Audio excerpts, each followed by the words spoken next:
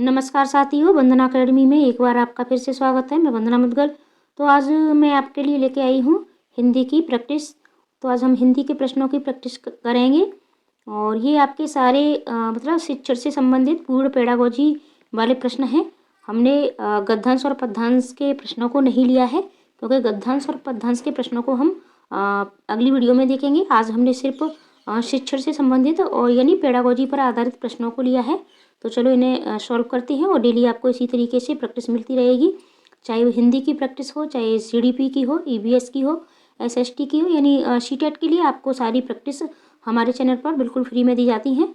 तो चैनल पर बने रहें। अगर आप चैनल पर नए हैं तो चैनल को सब्सक्राइब भी अवश्य कर लें और वीडियो को लाइक और शेयर करना बिल्कुल न भूलें और अपने प्यारे प्यारे कमेंट भी अवश्य किया करें। तो चलो शुरुआत करते हैं। पहला प्रश्न है आपका, प्राथमिक स्तर पर बच्चों में लिखने का कौशल इस सीमा तक हो कि भी, यानी आपको स्तर आपका कौन सा है, प्राथमिक है, और बच्चों में कौन सा कौशल आपको विकसित करना है। तो बच्चों में आपको लिखने का कौशल विकसित करना है।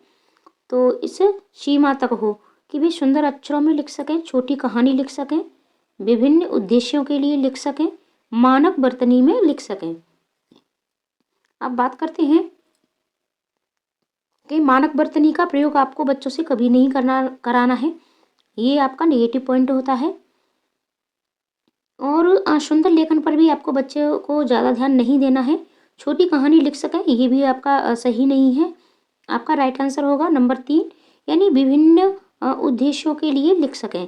ठीक है, जब तक मतलब बच्चा अपने आप से विभिन्न उद्देश्यों के नहीं लिख पाएगा, तो ये हमारे मतलब बच्चे का कौशल में, लिखने के कौशल में आपको कौन सा कौशल का विकास करना है, यानी वो विभिन्न उद्देश्यों के लिए लिख सके।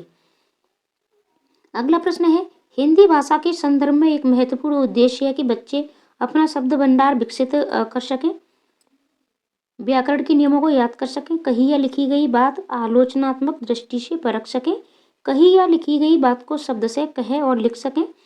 तो जहाँ भी बात आपकी कही या लिखी गई बात को शब्द से कहने की होती है, तो ये आपका मतलब राइट आंसर नहीं होता है, ये बिल्कुल गलत है।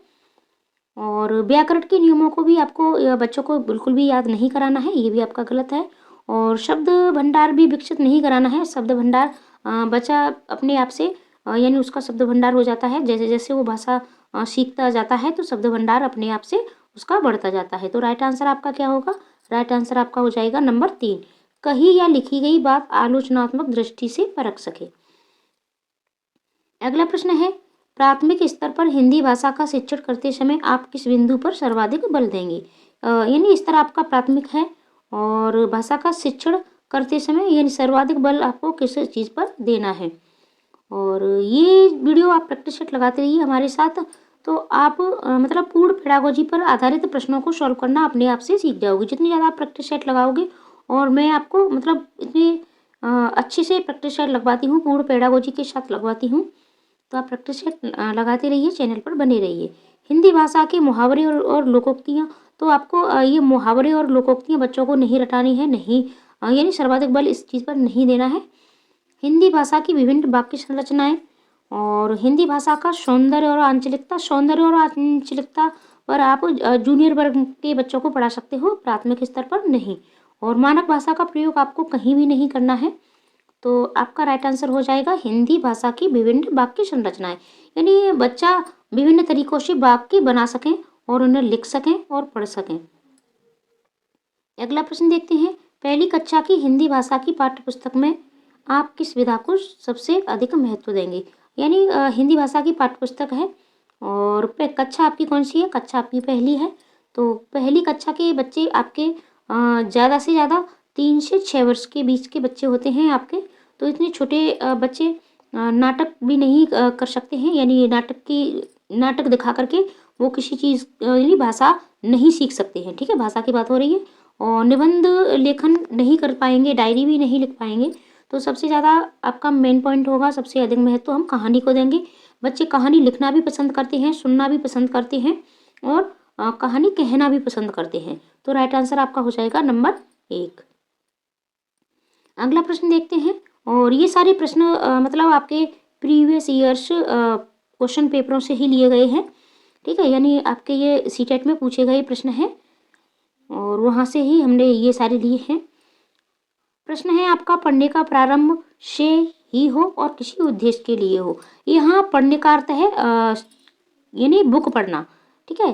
और यहाँ सिर्फ रटना, यानी तो ये आपका अक्षर भी नहीं होगा, शब्द भी नहीं होगा, ठीक है, वाक्य भी नहीं होगा, ये होगा अर्थ के साथ पढ़ना। यानी बच्चा जब भी कोई बस जो भी कोई मतलब किताब पढ़े या कोई भी टॉपिक मतलब उसका हो, तो उसको वो पूर्ण अर्थ के साथ पढ़ना सीख जाए। तो आपका राइट आंसर हो जाएगा नंबर 4, अर्थ। भाषा अर्जित करने के संदर्भ में कौन सा कथन उचित नहीं है? आपसे नहीं पूछा है, तो यह एक सहज प्रक्रिया है, ये आपका बिल्कुल राइट आंसर है। ये एक स्वाभाविक प्रक्रिया है, ये भी एक सही है। भाषा के अर्जित करने में बच्चे भाषा के नियमों को आत्मसात करते हैं। बच्चों, हाँ ये भी आपका सही है, क्योंकि बच्चों को आपको भाषा के नियमों को सिखाना नहीं है, ठीक है, रटाना नहीं होता है। बच्चे अपने आप से नियमों को आत्मसात कर लेते हैं। जब आपके ये तीनों सही है तो ये तीनों आपके गलत हो जाएंगे, क्योंकि आपसे नहीं पूछा है। तो राइट आंसर आपका क्या होगा?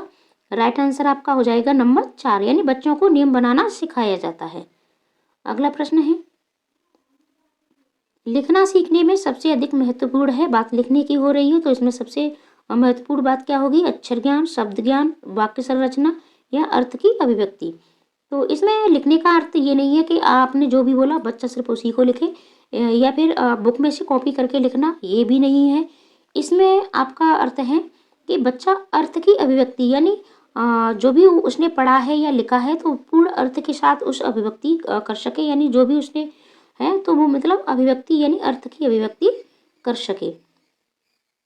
अगला प्रश्न है, वाइगोत्स्की ने भाषा का विकास डैश परिप्रेक्ष्य प्रस्तुत किया। तो वाइगोत्स्की ने कौन सा परिप्रेक्ष्य यानी कौन सा सिद्धांत दिया है? व्यवहारवादी है, समाज सांस्कृतिक है, व्यवहार सांस्कृतिक है या संज्ञानवादी है?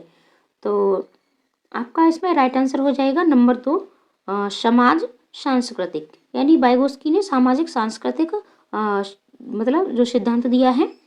तो राइट आंसर आपका नंबर 2 हो जाएगा। और वाइगोत्स्की से आपके प्रश्न भाषा में पूछे भी जाते हैं। बहुभाषिक कक्षाओं में बच्चों की घर की भाषा को स्थान देने की दृष्टि से कौन सा कार्य सर्वाधिक प्रभावी है? यानी आपकी कक्षा कैसी है? कक्षा है आपकी बहुभाषिक कक्षा है, और घर की भाषा को स्थान देने की दृष्टि से सबसे अधिक कौन प्रभावी होगा? हिंदी भाषा के शब्दों को अपनी भाषा में कहो, हिंदी भाषा के शब्दों को अपनी भाषा में लिखो, हिंदी भाषा में सुनी कहानी को अपनी भाषा में कहो, या अपनी भाषा में अपनी पसंद का कोई गीत सुनाओ। तो इसमें राइट आंसर आपका क्या हो जाएगा?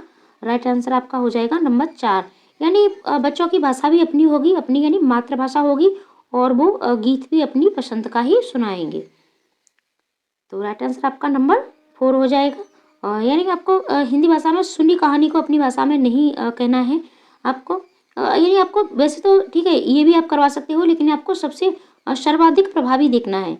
इस तरीके से सीटेट में प्रश्न पूछे जाते हैं कि मतलब आपको सर्वश्रेष्ठ ढूंढना होता है। सभी श्रेष्ठ होते हैं, कभी कभी चारों ऑप्शन आपके सही होते हैं, लेकिन इन चारों ऑप्शनों में से भी आपको सबसे अच्छा ढूंढना होता है, सर्वश्रेष्ठ ढूंढना होता है। अगला प्रश्न है, हिंदी भाषा शिक्षक का ये प्रयास होना चाहिए कि बच्चों की भाषा संबंधी सहज रचना शक्ति को बढ़ने के अवसर दें। बच्चों की मातृभाषा के स्थान पर हिंदी भाषा को ही कक्षा में स्थान दें। ये आपका गलत हो गया, क्योंकि मातृभाषा मतलब मातृभाषा को ही मतलब आपको स्थान देना है। बच्चों द्वारा मानक भाषा का भी प्रयोग आपको नहीं कराना है। बच्चों को शिक्षाप्रद बाल साहित्य पढ़ने के भरपूर अवसर दें। तो ये भी ठीक है, बच्चों को आप बाल साहित्य पढ़ने के भरपूर अवसर दे सकते हो, लेकिन मात्र मतलब आप किताबें पढ़ाने से ही बच्चे की भाषा का विकास नहीं होता है। समृद्ध परिवेश से बच्चे भाषा जल्दी से सीखते हैं और उनकी भाषा का विकास अच्छा होता है। तो राइट आंसर आपका हो जाएगा नंबर 1, यानी बच्चों की जो भाषा संबंधी सहज रचना शक्ति है तो इसको बढ़ने के उसे आप अवसर प्रदान कर सकते हो। अगला प्रश्न है, कक्षा 5 के बच्चों के भाषा आकलन के संदर्भ में आप किस सवाल को सबसे कमजोर मानते हैं? तो इसमें आप सबसे कमजोर दिखना है, ठीक है। केशव सबसे क्या कहता होगा? कल्पना करके केशव के शब्दों में लिखो। यदि इला तुम्हारे स्कूल में आए तो उसे किन किन कामों में परेशानी होगी? अपने दोस्तों से पूछकर पता करो कि कौन किस बात से घबराता है। ईदगाह कहानी में हामिद ने मेले से क्या खरीदा? तो अब देखो इसमें आप खुद ही सोच लो कि बच्चे की भाषा का आकलन करना है, तो इसमें या तो आप चाहे बच्चे से मतलब लिखवा के मतलब लेखन के लिए कहें या फिर मौखिक बोलने के लिए कहें, वो आप चाहे कुछ भी करो, लेकिन आपको इन प्रश्नों में से देखना है।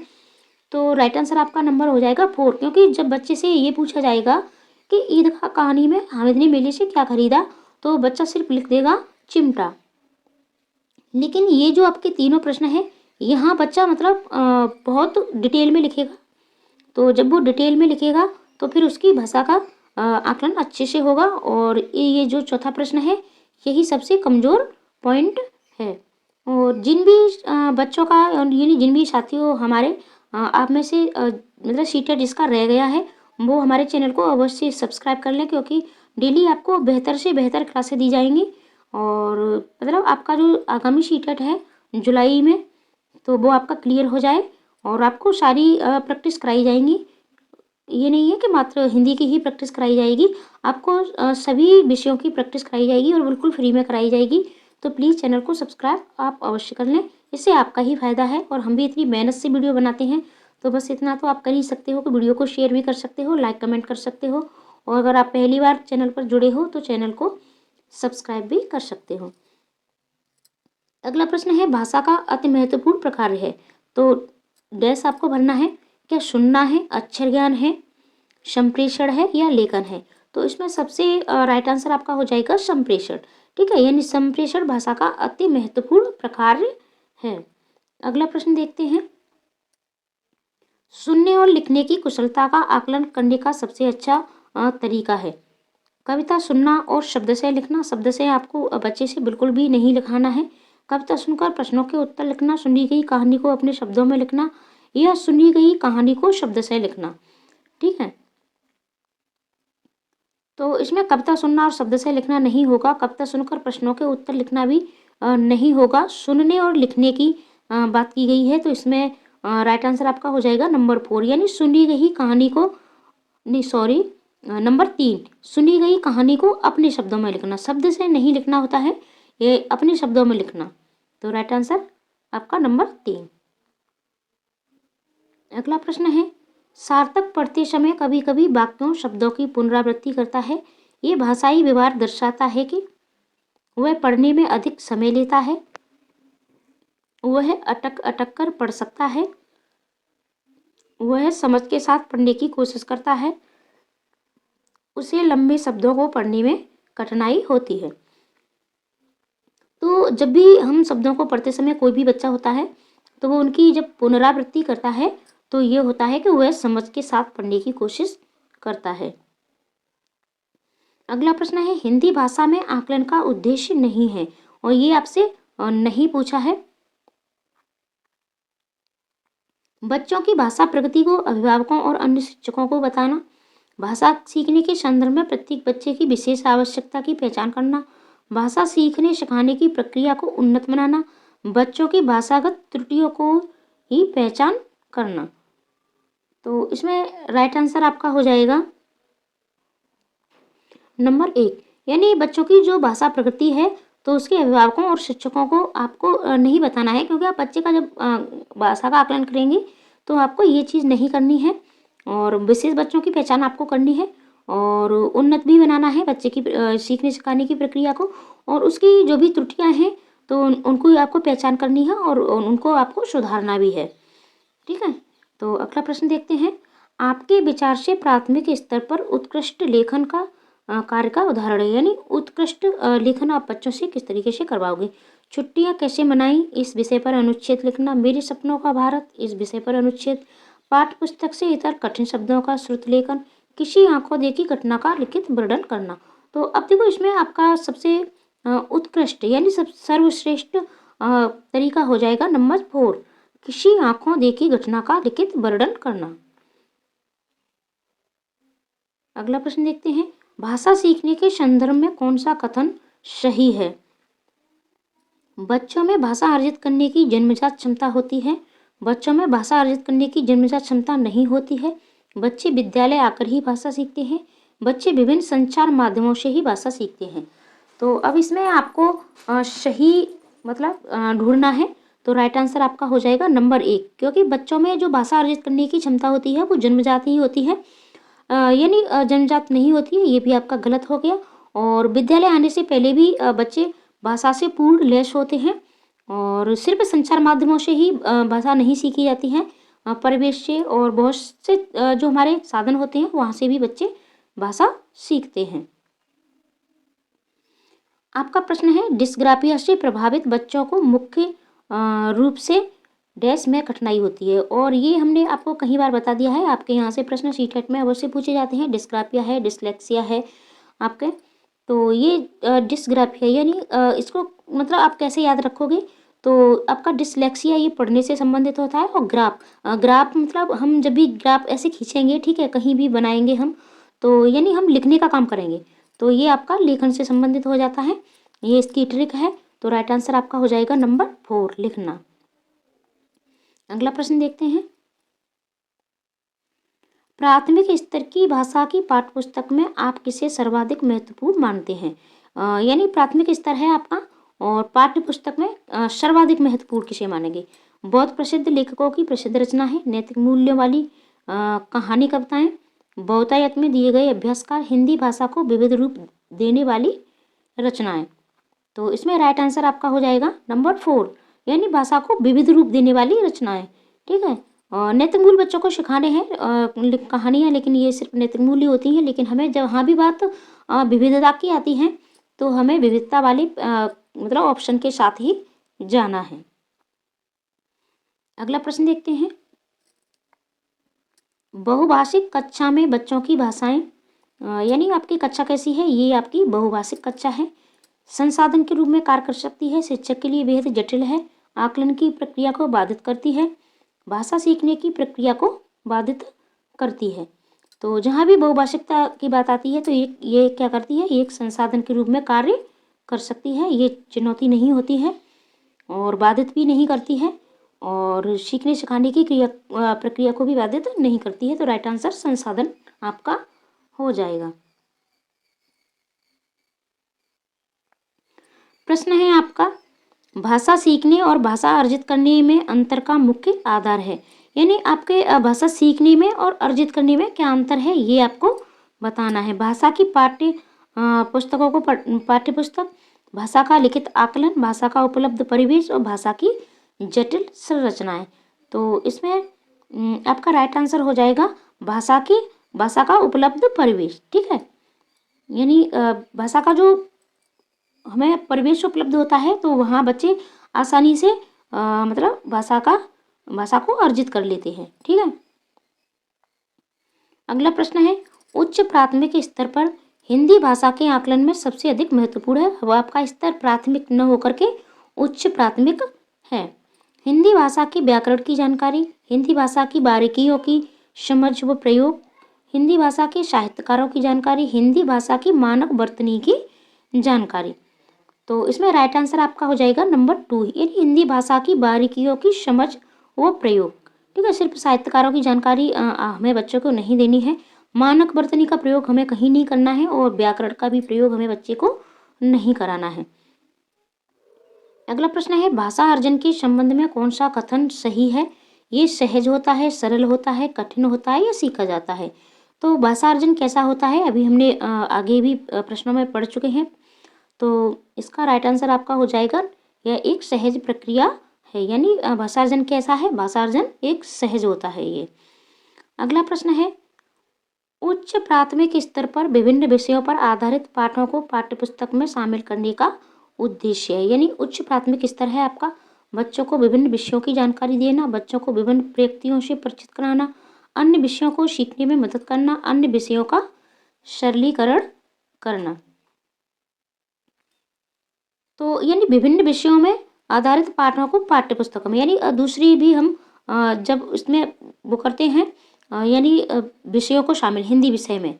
ठीक है, जैसे हिंदी विषय में मैथ है, हमारा साइंस है, ऐसे पाठों को जब हम शामिल करते हैं तो इसका प्रमुख उद्देश्य क्या है? तो इसका है बच्चों को विभिन्न प्रयुक्तियों से परिचित कराना।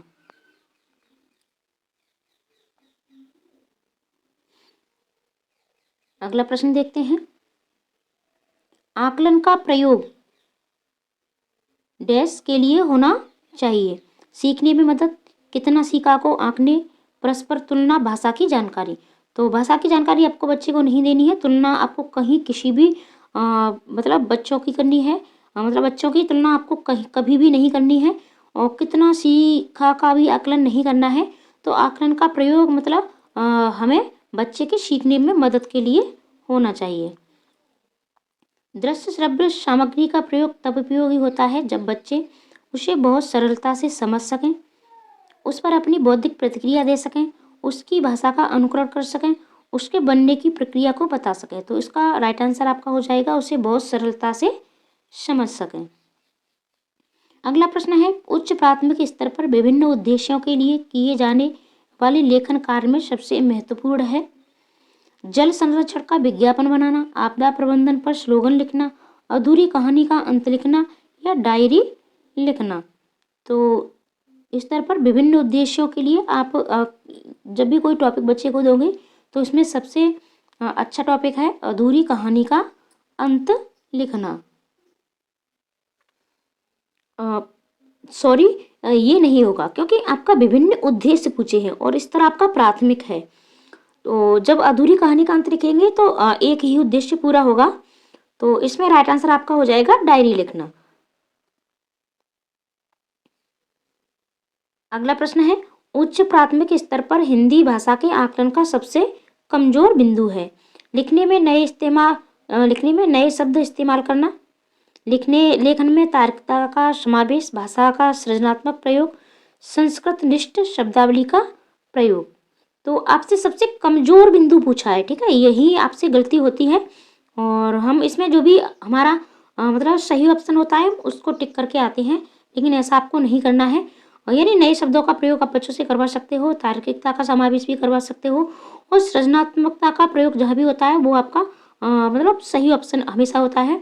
तो इसमें आपसे कमजोर बिंदु पूछा है, तो राइट आंसर आपका हो जाएगा नंबर 4 यानी संस्कृत निष्ठ शब्दावली का प्रयोग। भाषा और लिपि के बीच एक निश्चित संबंध होता है, कोई निश्चित संबंध नहीं होता, एक तार्किक संबंध होता है, कोई संबंध होता ही नहीं है। तो इसमें राइट आंसर है आपका एक निश्चित संबंध होता है। अगला प्रश्न है, उच्च प्राथमिक स्तर पर हिंदी भाषा का आकलन करते समय आप सर्वाधिक बल किस पर देंगे? तो लिखित परीक्षा, मौखिक परीक्षा, पोर्टफोलियो और जांच सूची। तो जहाँ भी बात आपकी पोर्टफोलियो की आ जाएगी यही आपका राइट आंसर हो जाता है। अगला प्रश्न देखते हैं हम, बहुभाषिक कक्षा में बच्चों की भाषाएं बहुत गंभीर समस्या है जिसका कोई समाधान नहीं है, संसाधन के रूप में इस्तेमाल की जा सकती हैं, एक जटिल समस्या है जो अन्य समस्याएं पैदा करती है, हिंदी भाषा की कक्षाओं से बाहर ही रहनी चाहिए। तो इसमें राइट आंसर आपका हो जाएगा कि संसाधन के रूप में प्रयोग की जा सकती हैं। उच्च प्राथमिक स्तर पर व्याकरण पढ़ाने की आगमन पद्धति में जटिल से सरल की ओर जाते हैं, उदाहरण से नियम की ओर जाते हैं, नियम से उदाहरण की ओर जाते हैं, व्याकरण की पाठ्य पुस्तक पर केंद्रित रहते हैं। तो जहाँ भी बात आगमनी विधि की होती है तो इसमें हम उदाहरण से नियम की ओर जाते हैं, यानी बच्चों को पहले उदाहरण देते हैं, कुछ चीज़ें सिखाते हैं, तो फिर हम नियमों की तरफ जाते हैं। अगला प्रश्न है, अंतर्निहित भाषा क्षमता का संबंध डैश के साथ है? चोम्स्की, पियाजे, स्किनर या वाइगोत्स्की। तो ये आपका है चोम्स्की। अगला प्रश्न है, कक्षा 5 के बच्चों की हिंदी भाषा का आकलन करने में कौन सा प्रश्न सर्वाधिक उपयोगी है? अब बच्चे आपके कौन से हैं? कक्षा 5 के हैं, ठीक है, यानी प्राथमिक स्तर है। जूरी के कितने बैल थे? जूरी के बैलों के नाम बताइए। गया कैसा व्यक्ति था? हीरा समझदार था या मोती? तो इसमें राइट आंसर आपका हो जाएगा नंबर 4, हीरा समझदार था या मोती। अगला प्रश्न है, हिंदी भाषा में आकलन का मुख्य उद्देश्य है बच्चों को व्याकरण ज्ञान को जानना, बच्चों के शब्द भंडार का आकलन करना, प्रभावी भाषा प्रयोग में बच्चों की मदद करना, भाषा प्रयोग संबंधी त्रुटियों का आकलन करना। यानी आपको आकलन का मुख्य उद्देश्य मतलब ज्ञात करना है। तो इसमें राइट आंसर हो जाएगा नंबर 3, प्रभावी भाषा प्रयोग में बच्चों की मदद करना। तीसरी कक्षा का मोहित अक्सर पढ़ते समय शब्दों की पुनरावृत्ति करता है, आप उसके पठन के बारे में क्या कहेंगे? उसे पढ़ना नहीं आता, उसे पढ़ने में बहुत कठिनाई होती है, वह अर्थ की खोज में पुनरावृत्ति करता है, उसे शब्द पढ़ने में कठिनाई होती है। तो इसमें राइट आंसर आपका हो जाएगा कि वह अर्थ की खोज में पुनरावृत्ति करता है। भाषा सीखने सिखाने की प्रक्रिया में सबसे कम महत्वपूर्ण है, सबसे कम पूछा है आपसे। पाठ्यपुस्तक, भाषा का आकलन, भाषा शिक्षण की पद्धति और भाषा का परिवेश। तो सबसे आपका कमजोर बिंदु हो जाएगा, सबसे कम महत्वपूर्ण हो जाएगा आपका भाषा की पाठ्यपुस्तक है। भाषा शिक्षण के लिए जरूरी है कि वे भारतीय भाषाओं की डैश को स्वीकार करें और समृद्ध साहित्य को डैश की दृष्टि से देखें। ठीक है, तो इसमें राइट आंसर आपका क्या हो जाएगा, यानी भारतीय भाषाओं की विविधता। ठीक है, यानी भारतीय भाषाओं की जो विविधता है उसको देखें और समृद्ध साहित्य को नहीं, ये आपको समृद्ध साहित्य को विविधता, इसमें राइट आंसर आपका हो जाएगा सराहना, भारतीय भाषाओं की सराहना को स्वीकार करें।